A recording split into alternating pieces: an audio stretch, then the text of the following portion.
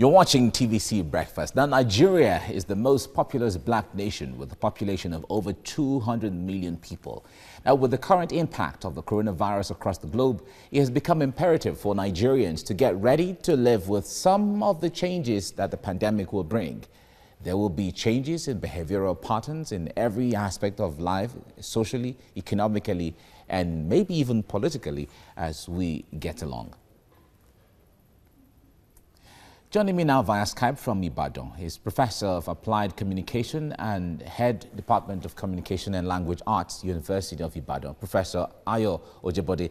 Professor, good morning. It's good to have you join me right now. Thank you very much. Good morning.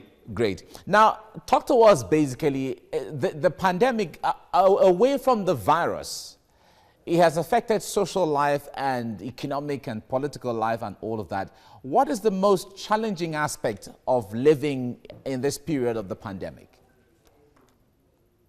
Well, I think for us Africans and specifically Nigerians, I think the most challenging aspect of living with this pandemic is the relational aspect. Social interaction has been negatively affected, I would say, and we're having to do things that are really out of context with our culture and with what with our the most challenging aspect is.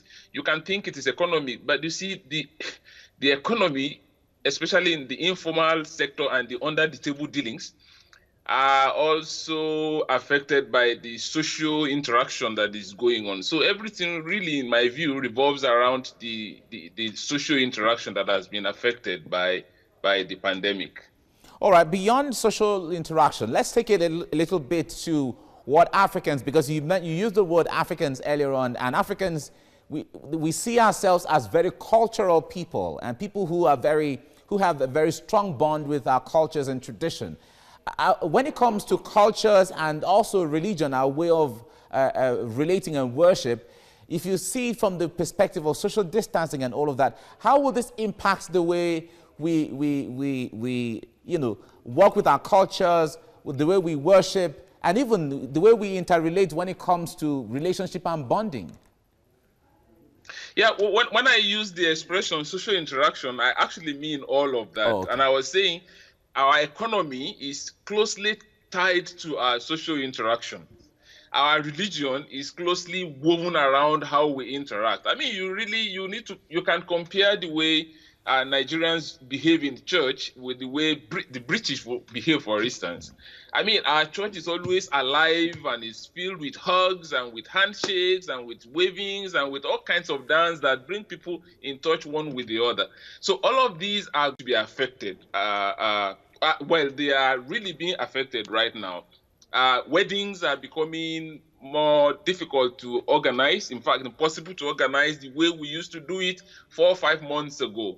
So all of these things together are going to really wear a new look as we move along. Even if the pandemic ends in a week's time, things are going to take a long time to come back to the old way, if they ever do. All right, let's take the issue of communication between the ruler and the ruled at this time. At times like this, certainly everyone needs an information. They need a guide to us, because the way you behave or the way I behave or the way she behaves certainly will impact in the long run on someone else and then the larger society. How would you assess the way the government is feeding the people with the information? Well, of course, we have the presidential task force press conference every day. But how much impact is that having on what the people know and how much they know and how they are imbibing what information they're hearing on their daily living? Well, yeah, that's a slightly omnibus question.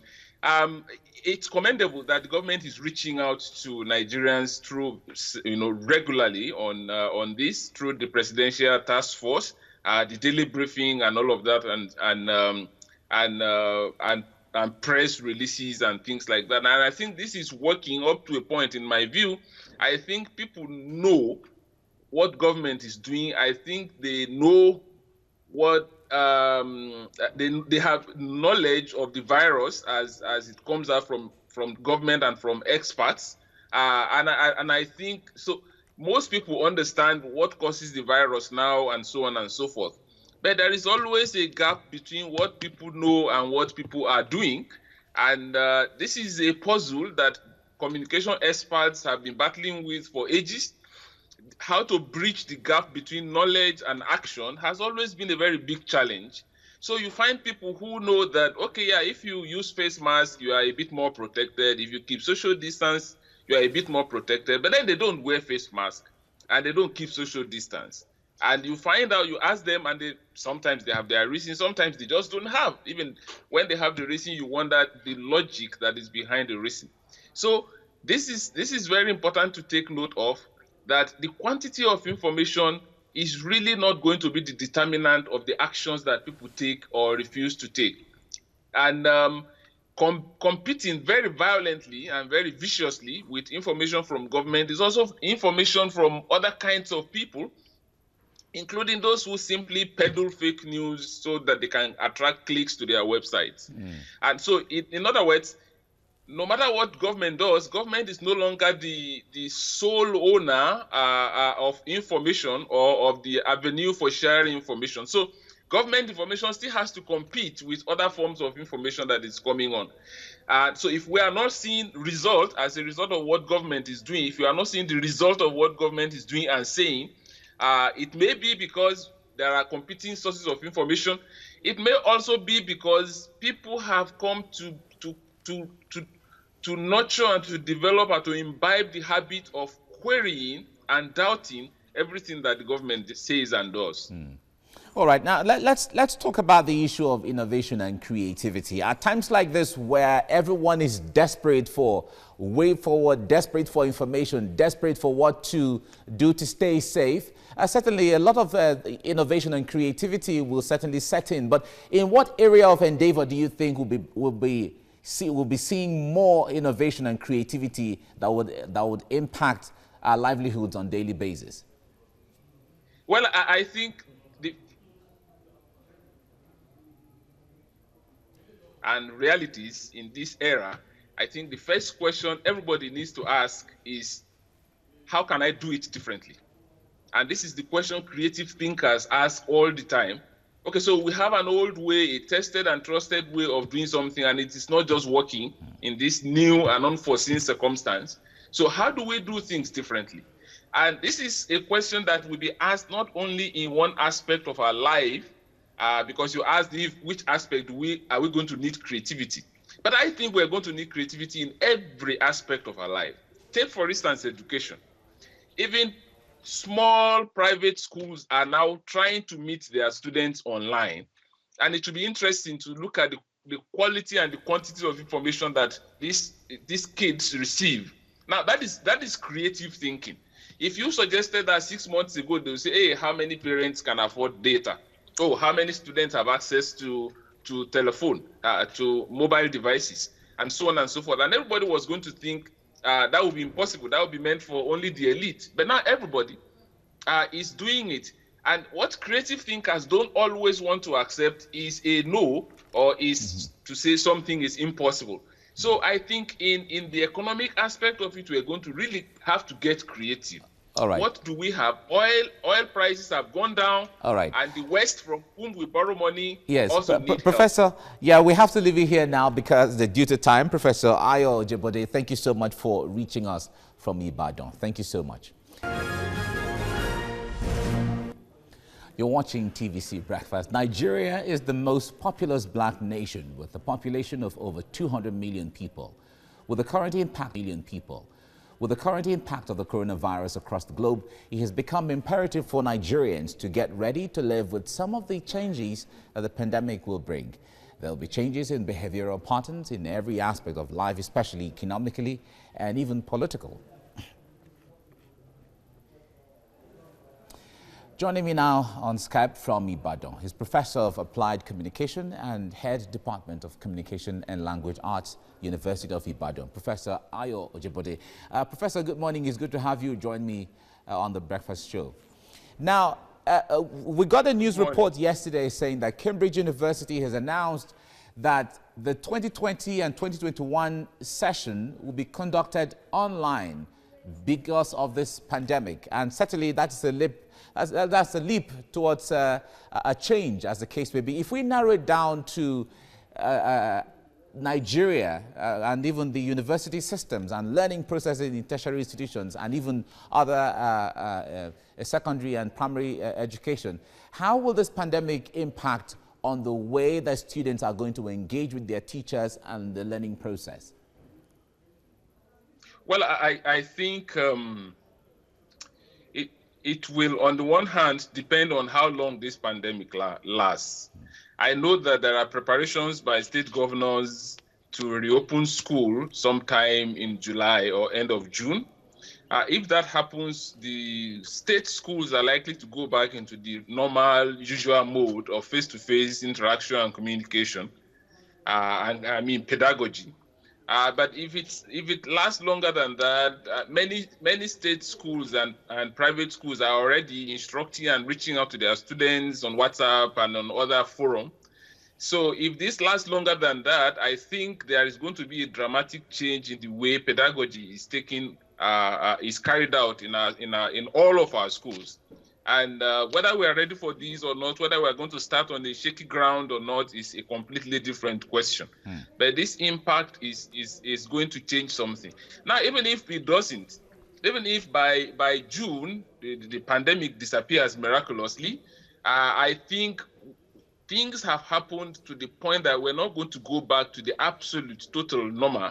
As a matter of fact, I see a lot of preparation at the university level. Even in spite of the ongoing strike, managements are working to broaden opportunities for online interaction by lecturers and students as soon as the strike is over and as soon as schools resume. So things are going to change, and we are not going to remain the same. All right, let me narrow it down to you precisely. Certainly, I know when the school is in session, you are very busy trying to coordinate the entire department and the learning process. When the school resumes now, although there may not be a benchmark protocol as to how lecturers are going to interact with their students, but what are you looking at? What would be a change in your department? Yeah, in my department, and I can say in many other departments, there has been the use of online interaction even before the pandemic began. I've had to teach 1 or 2 courses while I was on leave, and I had to teach right from another country, teach my students here and examine them and submit my scores, and that was perfectly allowed, and it was normal, and everything went well. And there was no evidence that they were inferior to the ones that I taught face-to-face. So these things were already going on before the pandemic came. I feel that we are going to upscale them and then broaden them. So many more things we have to move online. I do not see, even when we resume, I do not see us assembling 1,000 students anymore, 1,500 students anymore in the same place. What is likely to happen is that we are going to try to go back to life even before the end of the pandemic. So we will need to practice social distancing and so on and so forth. So students sitting closely, being packed together, that is no longer going to be possible. So we are going to have to urgently devise means of holding these large classes without having them. All right.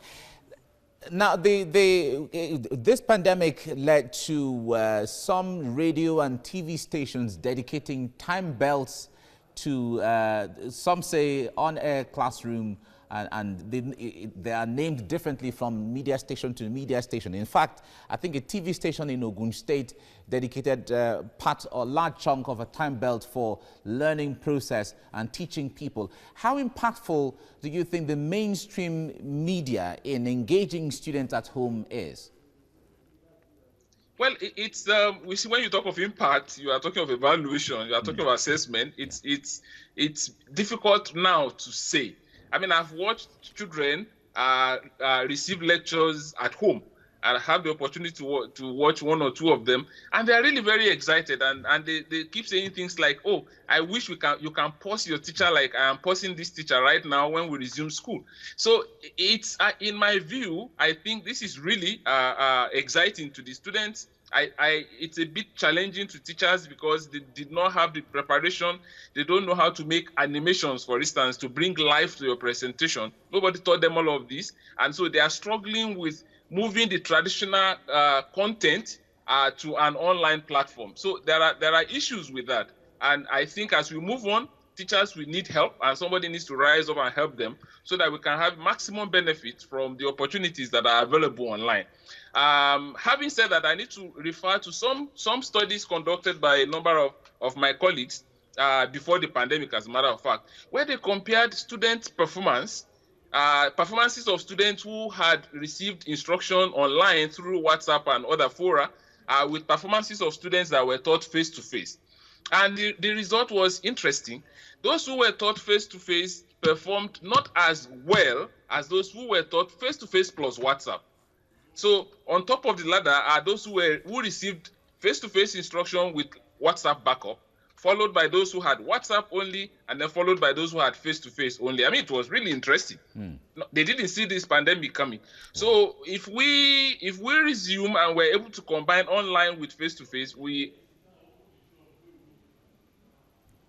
all right. Far better than they were doing before. But I must say quickly, please allow me to add quickly, that we must not be insensitive to the poverty and the influence of poverty and economic disparity on this. It is not every parent that is going to be able, or that is already able, to provide mobile devices to their kids and to fund data that their kids need. So we have to be sensitive to this fact, and government has to do something about helping such parents. All right.